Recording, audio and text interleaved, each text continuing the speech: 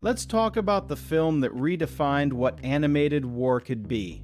Mobile Suit Gundam 3 Encounters in Space isn't just the finale of a trilogy, it's arguably the pinnacle of 80s sci-fi cinema. Forget Star Wars, this film uses space combat to ask uncomfortable questions about revenge, generational trauma, and the soul-crushing cost of victory. Tomino doesn't flinch. He shows us the war from the perspective of exhausted teenagers who have seen too much death.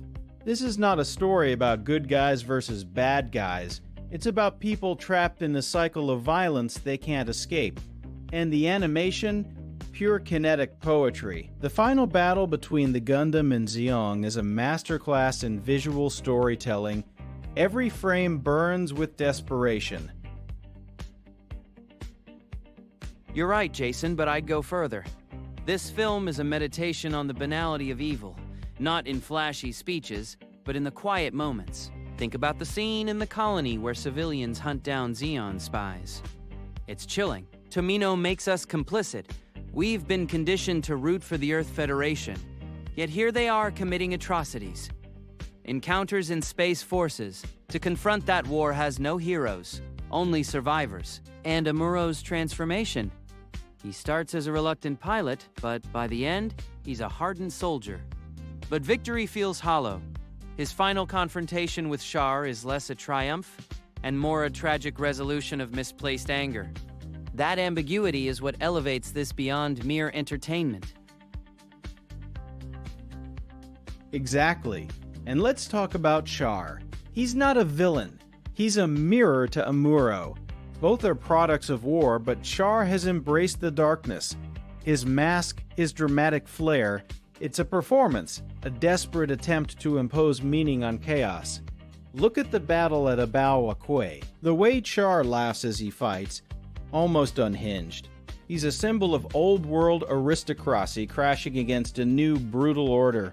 Tomino gives us a villain who could have been a hero in another story.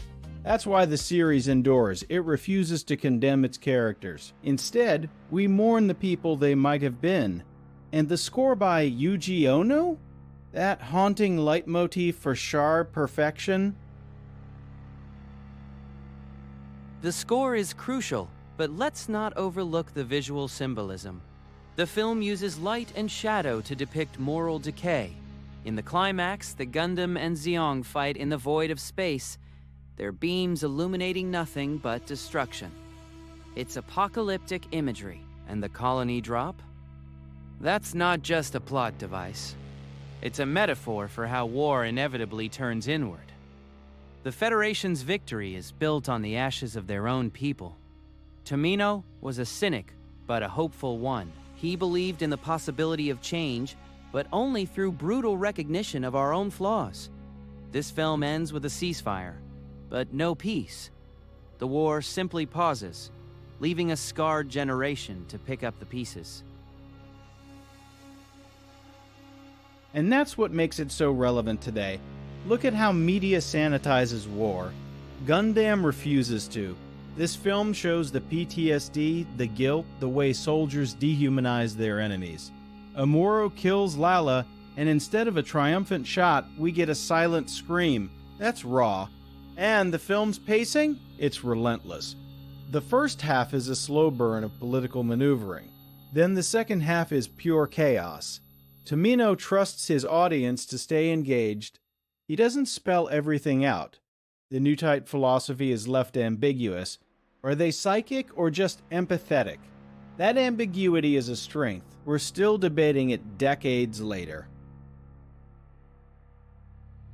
Yes, and the Newtype concept is where the film's philosophical core lies.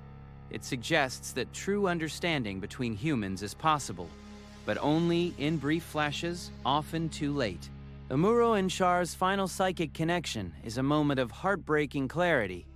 They see each other's pain, but they can't stop fighting. That's the tragedy of the human condition. Tomino doesn't offer easy answers. The film is a lament for a future we failed to achieve.